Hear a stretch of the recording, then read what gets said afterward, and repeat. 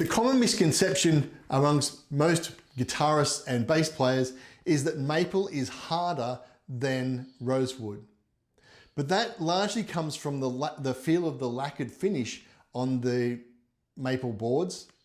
Rosewood is actually a harder timber than maple, and it's more capable of withstanding the abrasiveness of metal strings moving over the frets and wearing it down over time.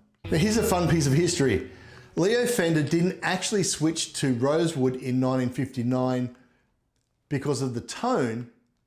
What he identified was his guitars were being shown on television and the maple necks looked stained and grimy under studio lights once the finish wore off from heavy playing. So guitarists and bass players who'd been using, their workhorse Fender P bass and jazz basses were wearing out that lacquer, and when on television, the instruments looked grimy and used. So he switched to a darker rosewood to hide the finger gunk and keep the instruments looking professional on camera. In the modern era, lots of people are paying extra money for that relic look of worn in maple fretboard.